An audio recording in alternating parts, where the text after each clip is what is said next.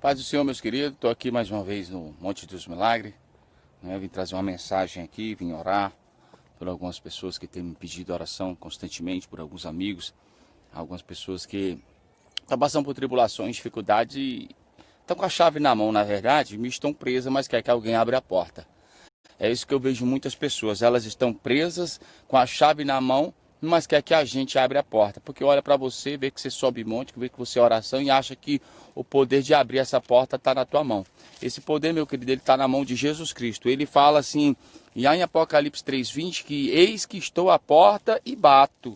Se alguém ouvir a minha voz, entrarei, cearei com ele e ele comigo. Faz uma junção. Cearei com ele e ele comigo. Ou seja, eu imagino como se Jesus sentasse na mesa contigo e comesse no mesmo prato, usando da mesma colher. Numa intimidade mútua.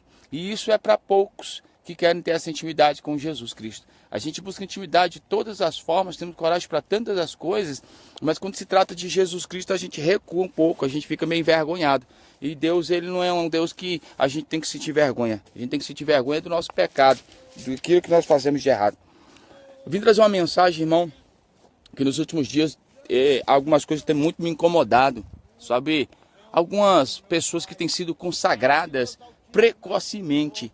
E quando a gente fala isso, irmão, não era o tempo, não era a hora, eles dizem, era o tempo de Deus, Deus sabe todas as coisas. Então eles começam a colocar Deus como culpado, sabe, pelos erros deles.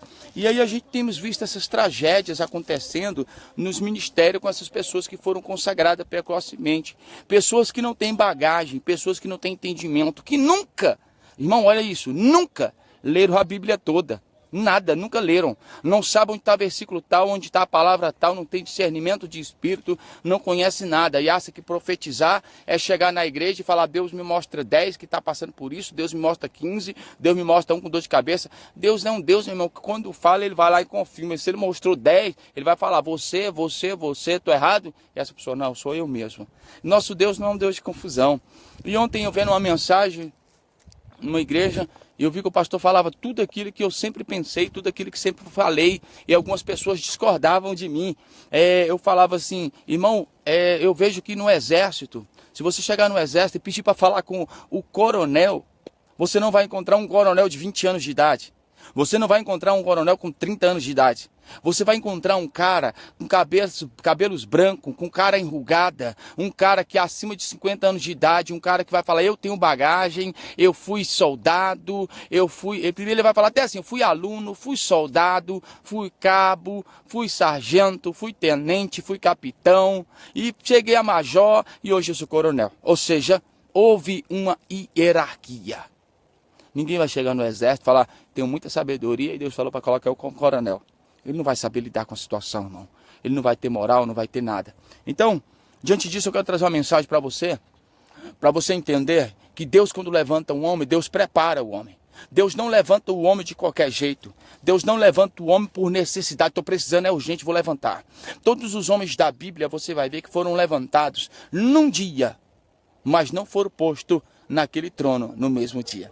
Ou seja, eles passaram por tribulações, passaram por dificuldade, passaram por muitas coisas. Se você vê no dia que Davi é ungido, ele não sobe o trono naquele dia. Passa-se mais de 10 anos. Davi sofrendo aflições, sofrendo injustiças, Davi sofrendo perseguições, contendas, mentiras e até mortes. Mas Davi subiu o trono depois de todas essas pelejas. Eu quero trazer uma mensagem para você a respeito de um sacerdote chamado Ezequiel. Ezequiel era filho de Buzi. E Ezequiel, um rapaz que teve uma visão, porque no tempo do sacerdócio, ninguém era levantado com 10, 12 anos de idade, com 20 anos de idade, porque Deus falou, não existia isso. O sacerdócio, ele começava o chamado, mas somente depois dos 30 anos de idade, esses homens eram consagrados. Ezequiel, com 25 anos de idade, ele começa o seu chamado de Deus, mas ele não foi consagrado ali. A Bíblia vai nos chamar, falar aqui em Ezequiel capítulo 2, e disse-me, filho do homem, põe-te de pé e falarei contigo. Então entrou em mim o Espírito quando ele falava comigo, e me pôs de pé e ouvi o que me falava. Deus, quando quer falar com o homem, manda o homem se levantar, que Deus não fala com o homem na condição de deitado não, viu? E quando Deus fala, põe-te de pé que eu falarei contigo. você atentamente vai falar, eu me pus de pé e ouvi o que falava comigo. Mas nos últimos dias, Deus quer falar, vou sentar aqui. Ninguém tem referência nem obediência a esse Deus não, irmão. Todo mundo quer falar do jeito que quer. Eu era deitado, Deus mandou. Eu estava sentado, Deus falou. Então Deus é um Deus que exige nossa referência. Nós temos que olhar para Deus não como um homem e se prostrar diante dele, dedicar nossa oração a esse Deus. Quando Deus fala com Ezequiel, para Ezequiel se colocar de pé, olha o recado que Deus dá para Ezequiel. E disse-me, filho do homem, eu te envio aos filhos de Israel, as nações rebeldes que se rebelaram contra mim. Eles e seus pais transgrediram contra mim até o mesmo dia. E os filhos são de semblante duro e obstinado de coração. Eu te envio a eles e dirás, assim diz o Senhor teu Deus. E eles quer ouçam, quer deixam de ouvir, porque são casa rebelde. Hão de saber, contudo, que esteve no meio deles um profeta. E tu, ó filho do homem, não temas, nem temas as tuas palavras, ainda que estejam contigo sarças e espinho, e tu habites entre escorpiões, não temas as suas palavras, nem te assuste com o seu semblante, porque são causa rebelde. Mas tu dirás as minhas palavras, quer ouçam, quer deixem de ouvir, pois são semblantes de rebelde. Mas tu, ó filho do homem, ouve o que eu te falo, não seja rebelde como a casa rebelde. Abre a tua boca e come o que eu te dou. Essa palavra é maravilhosa. Nos últimos dias, quando a gente quer dar um recado para alguém, quer falar algo que está errado, como eu tenho falado sobre pessoas que têm sido consagradas precocemente, tenho falado que eu estou errado, tenho falado que eu estou julgando. Hoje pegaram uma pessoa, não sabe nem o significado de julgamento, quando você fala, irmão, está errado, você está me julgando. Irmão, Deus não aceita isso, está me julgando. Elas pegaram esse nome julgamento e acabam falando em tudo. Porque estão sendo usadas por Satanás. Porque se estivesse sendo por Deus, ela não diria dessa forma. Ela traria uma palavra e dizia, a palavra assim diz o Senhor. Então, essas pessoas que não têm intimidade com Deus, que não têm o Espírito Santo, quando tu fala, elas falam é julgamento. É como uma pessoa diz para mim bem assim, Messias, as coisas de Deus não é para se entender, é para viver. Aí eu disse, se você tivesse intimidade com Deus, você saberia que Deus nunca vai fazer você viver nada sem entendimento. Me mostra alguém na Bíblia que viveu algo sem entender o que é que ela estava vivendo. Deus não vai chamar ninguém para confusão. Deus não vai ungir ninguém precocemente para destruir uma nação e um povo. Eu vi um rapaz em cima do altar que disse para mim que foi ungido com 16 anos. E ele já estava com 19. Deu uma palavra lá em cima do altar, irmão, que eu fiquei com vergonha. Onde ele falava, Deus me mostra 10 que está dando livramento, me mostra 5 que está sendo abençoado, me mostra 2, e cadê? Deus não é um Deus desse jeito. Deus é um Deus que leva uma palavra e mostra. Quando ele levanta Ezequiel com 25 anos de idade, manda Ezequiel levantar, Ezequiel levanta e ele ouve o Senhor falar. Quando Ezequiel chega a seus 30 anos de idade, que é consagrado ao sacerdócio, era profeta também, então ele chega a um tempo certo. Deus não consagrou ele precocemente não, viu? Se você entender, até o próprio Jesus Cristo nasceu e cresceu. Apenas com 12 anos ele entra lá dentro, onde estão os escribas ali, ele entra lá, pega o livro da lei, lê e interpreta com 12 anos. Mas ali ainda assim Deus não botou ele já para começar o seu ministério ali com 12 anos, curando e salvando pessoas. Não. Vai ver a idade de Jesus Cristo, meu querido. Que idade Jesus Cristo começou o seu ministério? Jesus Cristo era 100% homem, 100% Deus. E ele começou o seu ministério com idade. Vai lá você procurar na Bíblia para você saber. E ele viveu o ministério apenas 3 anos e meio nessa terra. Porque foi um homem obediente. Não passou as coisas de Deus. Esperou o tempo de Deus. Mas tem gente que não quer mais esperar o tempo de Deus. Deus mandou abrir uma igreja. Sem fundamento, sem CNPJ, sem nada. Deus não abre porta de qualquer jeito. Deus quando faz tudo direitinho. Por isso que está cheio de igreja aí, irmão. Matando pessoas. É por isso que a igreja está no rol da 2ª classe mais desacreditada no mundo. Por causa do meu erro, por causa da minha desobediência e por causa da sua desobediência. Está cheio de gente aí pegando filhos, consagrando a pastores. Está cheio de pastoras consagrando gente precocemente ao evangelho que não estão preparados. Nunca fez escola dominical. Não tem nem teologia. Talvez Deus não tenha teologia para você mesmo não. Mas Ele quer pelo menos que você tenha conhecimento bíblico. Quando você fala, eu leio Bíblia, eu pratico ela, então você vai estar apto a estar preparando para o sacerdócio. Então, Hoje eu vejo isso, irmão, porque Ezequiel foi um homem obediente à palavra de Deus que profetizava para o povo. E o povo não dava muito crédito. Deus fala que era tudo rebelde. Esses rebeldes existem nos dias de hoje. Quando alguém que está aqui vendo esse vídeo aqui, que encaixa perfeitamente no que eu estou falando, ele já fala para o outro, viu o Messias pregando, está julgando. Viu o Messias falando, eu não concordo. Por quê? Porque ele se encaixa perfeitamente. Agora você que me ouve, que fala, nunca agiu assim, não agiria assim, você concorda com o que eu estou falando, porque eu estou falando de Bíblia, eu estou falando de palavra. Essas pessoas não pode pegar. E José tinha um ministério, mas Deus não começou o ministério de José no dia que tirou ele do poço. Negativo. Ele teve que passar por tribulações, por traições, por mentiras e por calúnia. Eu vejo pessoas aí que entrou no ministério ontem, nunca passou, meu irmão, por uma prova, não sabe dizer o que é prova, não sabe dizer o que é dor e quer cuidar do dor dos outros. Irmão, Deus vai levantar você na dificuldade. Crente que é crente, ele vive na prova. Ele sai de uma, entra em outra. Sai de uma, entra na outra. Que é para o nome do Senhor ter glorificado. Crente que é crente não vai passar, meu irmão, só bonança. O Messias vivi 2017 só de bênção. Tem algo errado. Tem algo errado. A gente vai ter nossos dias bons e nossos dias maus. O Senhor vai fazer isso conosco, viu?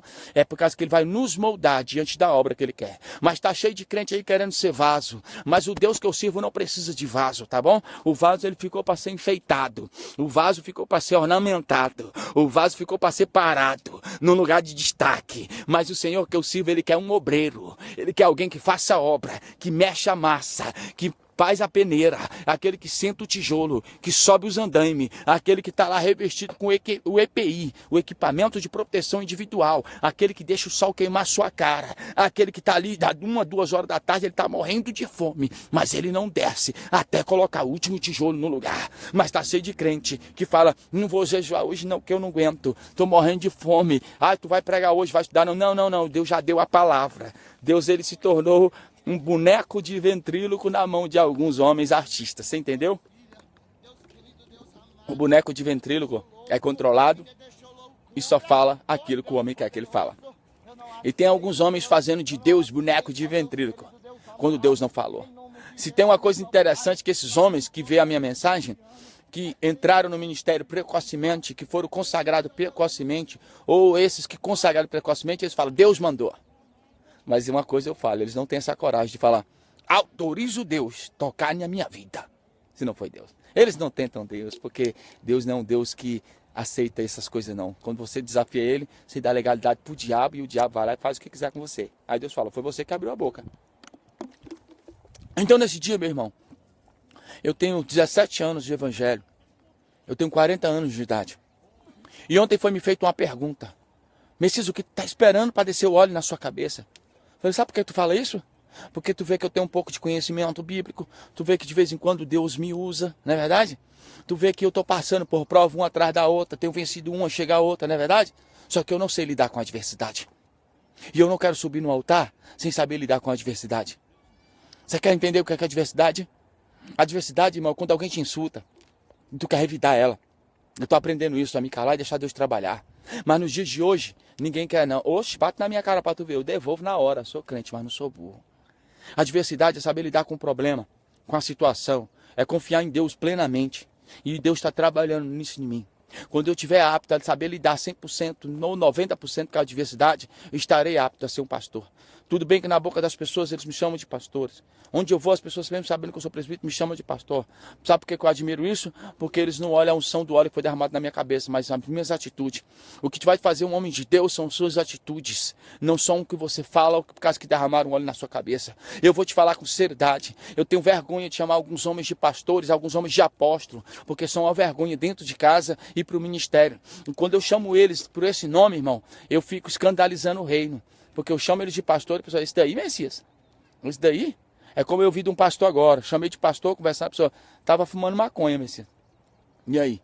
Eu vou continuar chamando esse homem de pastor, irmão? Não. Então, porque ele tem escandalizado o reino. E a gente sabe, irmão, que quando nós escandalizamos o reino, nós matamos pessoas. Está cheio de gente aí, irmão, precisando de uma palavra. Está cheio de gente tirando sua vida. Enquanto está cheio de gente com a síndrome de Saul. Eles estão preocupados com a posição.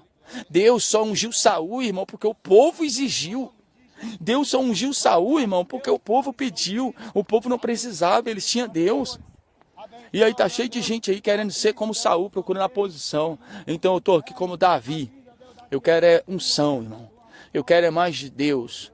Passei muitas coisas que Davi passou e não chegaria nunca ao pé de Davi. Mas eu procuro ser um homem segundo o coração de Deus.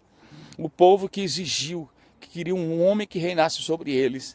Eles não precisavam porque eles tinham Deus. E aí Deus foi lá e deu. Tem outras pessoas aqui, irmão, que acham que eu sou consagrado, eles é cego, igual mesmo a síndrome de Eli. Eles vê problema em todo mundo, mas dentro de casa e neles eles não vê. Eli, ele olha para Ana e fala, está em pecado, mulher, bebeu uma hora dessa, está embriagada. Ela não bebia, meu senhor. Ana estava orando, gemendo. Mas os filhos de Eli, que eram prostitutos na casa de Deus, homens promíscuos, o Eli não via. Incrível isso. Deus falava com ele, conserta tua casa, ele conserta teus filhos. Tem dado mais honra para ele do que para mim. Tá cheio de pastor aí, ó. Dando mais honra para os seus filhos que estão em pecado do que para Deus. Com a síndrome de Eli. Ele vê pecado em todo mundo. Até eu que estou pregando aqui. Está em pecado, Messias, mas ele não olha para dentro dele. Está aí uma oração que o crente não quer fazer. Sonda meu coração e esquadrinha os meus rins. Sondar o coração é botar essa vergonha, esse pecado escondido para fora, viu? Esquadrinhar os rins é sentir as dores das consequências do teu pecado. Mas ninguém faz isso. Hoje eu estou aqui para te alertar. Se você está no ministério, espere o tempo de Deus. Porque pastor Edson Rezende, que me ouve, ele mesmo chegou no ministério e eu estava e disse assim, não é hora de consagrar você, viu? E quando ele falou, eu concordei, porque estavam preparando um óleo para minha cabeça como pastor. E ali Deus usou ele falando que não era hora. Isso tem mais de 2 anos. Messias passou muito tempo, tenho muita experiência, mas quando eu for consagrado, não vai vir um homem que vai vir falar comigo. Ele vai vir apenas confirmar, porque Deus, quando vier, vai falar dentro do meu coração. Então eu vejo gente que se converteu ontem, já é pastor. Gente que está aqui, mas Deus falou, Messias. Sim, meu irmão, você vai falar isso. Porque se tu falar que foi o diabo, ninguém vai dar crédito. E vai botar o nome de Deus, por quê? Porque Deus é a autoridade soberana. Aí você vai deixar as pessoas pensar que foi Deus, então quem sou eu para falar alguma coisa? Quando é Deus, irmãos, nós não temos que falar nada, porque Deus é soberano. Ele manda e desmanda, ele faz e desfaz. Deus tem autoridade sobre tudo. Que Deus é esse, irmão, que o vento para e o vento para. Vento segue e o vento segue. Que Deus é esse que abre as águas. Então quem somos nós contra esse Deus? Se ele falou, faça. Mas Deus está levantando uma geração, irmão, que não é essa geração aí com febre não, viu? Uma geração com febre espiritual. Tu chega na igreja, irmão, esse irmão grita, ele rasga a garganta, ele entrega recadinhos, ele pega versículos isolados, e o povo, só porque ele grita demais, fala, esse é homem de Deus, mas ele tá com febre, viu? Ele só é quente por fora, por dentro ele está gelado, por dentro ele é frio. Ele continua ainda no seu lesbianismo, no seu homossexualismo, ele continua na sua prostituição, em casa ninguém dá crédito, no trabalho ele não é crente. Ele só é crente dentro da igreja, com febre. Lá dentro ele está quente. Você já viu alguém com febre? Pega alguém com febre, mais de 40 graus, essa pessoa está queimando, mas está sentindo frio. Ela está tremendo de frio, porque dentro ela está gelada. E está aí essa geração aí, ó, dentro da igreja, com febre, só faz barulho. É igual carro, meu irmão, vazio, carroça vazia, só faz barulho, não tem o Espírito Santo, não tem Deus, não tem discernimento da palavra e não consegue entender o que Deus quer falar, porque dá ouvido mais aos homens, admira os homens, o que os homens falam, eles escrevem e assinam embaixo, mas Deus hoje fala para você, quem quer entender os propósitos de Deus na sua vida, ele quer levantar uma geração, mas que queima de dentro para fora, ou seja, ela não precisa abrir a boca, ela não precisa falar nada, que a presença de Deus é notória. Se você pegar o profeta Eliseu, ele não passava pregando, passava apenas para comer pão. E uma mulher sunamita diz para o marido, vejo que é um grande homem de Deus, não usava terno brilhoso, não usava terno todo equipado, não usava uma bolsa grande, como esses profetas e nem Bíblia é grande, ele apenas passava. E a mulher disse, é um grande homem de Deus. Homem de Deus é conhecido pelas suas atitudes, homem de Deus é conhecido pela sua autoridade, pela sua audácia. É por isso que eu admiro Paulo, homem de Deus. Antes de ser homem de Deus, o cara era louco. Depois que se converteu, o cara ficou mais louco ainda. Homem de Deus é louco, ele paga preço, ele ora, ele não faz as coisas para chamar atenção. Talvez você olhe esse vídeo e fale, tá querendo chamar atenção, Messias? Sim, para que tu se converta, sim, para que tu pare de falar que Deus falou quando Deus não falou. Ele diz em Ezequiel, esse povo usa meu nome dizendo que eu falei quando eu não falei nada. Tá cheio de igreja dizendo, eis que Deus me diz isso, eis que Deus me mostra aquilo. E Deus está lá no trono, eu não mostrei nada, eu não falei nada. São homens que estão usando o nome de Deus, irmão, para persuadir as pessoas, para enganar. Mas eu quero falar, você que foi consagrado precocemente, tudo bem, não tem como voltar. vai pagar um preço. Um cara falou pra mim, fui consagrado sim, mas estou orando todo dia. Eu falei, tá não, irmão, tá com mentira. Quem tá orando todo dia, irmão, é aquela mãe que tá com filho no presídio, viu? Quem tá orando todo dia, irmão, é aquele que tá com parente no hospital, viu? Quem tá orando todo dia é aquele que descobriu que tá com câncer, que tá com AIDS. Quem descobriu quem tá orando todo dia é aquele que descobriu que tá com uma enfermidade pra morte. Esses estão orando todo dia, esses estão buscando, viu? Quem tá orando todo dia, meu irmão, é quem tá na prova, é quem tá chorando, gemendo no seu quarto, viu? Eu estou há 5 meses numa prova, é por isso que constantemente tu me vê aqui, mas olha o meu sorriso e os meus olhos não enganam não, meus olhos não são olhos de tristeza não, meus olhos são de alegria, porque essa prova me aproximou dele, essa prova me deixou mais íntimo com ele, essa prova me deu mais discernimento, então essa prova não me matou, pelo contrário, me deu vida, e vida em abundância. Então, não está passando prova e quer ter intimidade com Deus? É as provas que nos traz íntimos de Deus, meu irmão. É a dificuldade que nos faz ter fé e aumenta a nossa fé. Quero profetizar sobre algumas pessoas, né? Alguns pastores que estão pagando preço. Pastor William Cardoso, pastora Geni, pastor Roque, pastor Teles, homens de Deus conheço, pastor Antônio Félix, pastor Edson, que sempre está me cobrindo aí espiritualmente. Então quero profetizar sobre esses homens, que ainda existem homens que foram consagrados pela mão de Deus e não pelas mãos dos homens que querem tempo, viu? Espere o tempo de Deus para a sua vida. Não se contente com as migalhas. Deus, ele prepara uma mesa para cada um de nós. E a mesa, quando vai ser preparada, ela demora. Deus, ele não quer que você se contente com as migalhas. Que o Senhor te cubra com o sangue dele, com o poder dele. E eu vou orar pela sua vida nesse momento. Que Deus abençoe grandemente. E que Deus possa fazer infinitamente mais do que tu pensa e do que tu imagina. Soberano e altíssimo Deus, eis aqui o teu povo, Senhor. Cobre eles com o teu sangue, com a tua graça, com o teu espírito. Meu Deus, eu profetizo sobre essas pessoas, Senhor, que estão sendo injustiçadas, que estão enfermas, que estão presas injustamente.